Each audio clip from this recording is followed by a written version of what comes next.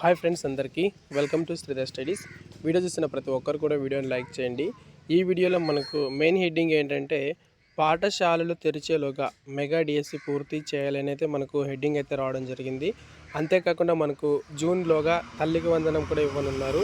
రైతన్నకు భరోసాగా త్వరలో అన్నదాత సుఖీభవ, ఆ రెండు పథకాల తర్వాతే మహిళలకు ఉచిత బస్సు ప్రయాణం ఉంటుంది. తర్వాత ఫీజు రింబర్మెంట్ నిధులు దశల వారీగా విడుదల చేస్తారు.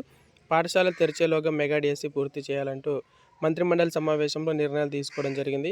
అంతేకాకుండా రెవెన్యూ సమస్యల పరిష్కారంలో జాప్యంపై సీఎం అసహనం వ్యక్తం చేశారు. సమస్యల సత్వర పరిష్కారానికి 4 మంత్రులతో కమిటీ. ఎన్నికల్లో ఇచ్చిన హామీ వరుసగా అమలు చేస్తూ వస్తున్న ఎన్డీఏ ప్రభుత్వం మరో 2 పథకాలను త్వరలోనే అమలు చేయబోతోంది. వచ్చే విద్యా సంవత్సరం మొదలయ్యే జూన్లోగా తల్లికి వందనం అమలు చేయాలని మంత్రిమండలి అయితే నిర్ణయించింది. ఎన్నికల్లో హామీ ఇచ్చిన మేరకు ప్రతి ఇంట్లో పాఠశాలకు వెళ్లే పిల్లలు ఎంతమంది ఉంటే అందరికీ పథకాన్ని వర్తింపజేద్దామని ముఖ్యమంత్రి చంద్రబాబు తెలిపారు. ఒక్కొక్కరికి 15,000 చొప్పున ఇస్తారు. రైతులకు ఏటా 20,000 చొప్పున పెట్టుబడి సాయం అందజేసే అన్నదాత సుఖీభవ పథకాన్ని కేంద్ర ప్రభుత్వం పీఎం కిసాన్ పథకం కింద ఎప్పుడు నిధులు విడుదల చేస్తే అప్పుడు అమలు చేయాలని ముఖ్యమంత్రి చంద్రబాబు అధ్యక్షతన గురువారం జరిగిన మంత్రిమండలి సమావేశం నిర్ణయించింది. పీఎం కిసాన్ కింద ఇదివరకు ఇస్తున్న 6,000ను కేంద్ర ప్రభుత్వం 10,000కు పెంచిందని, దానికి రాష్ట్ర ప్రభుత్వం 10,000 కలిపి మొత్తం 20,000 ఇవ్వాలని నిర్ణయించారు. పీఎం కిసాన్ నిధుల్ని కేంద్ర ప్రభుత్వం 3 విడతలుగా విడుదల చేస్తుంది.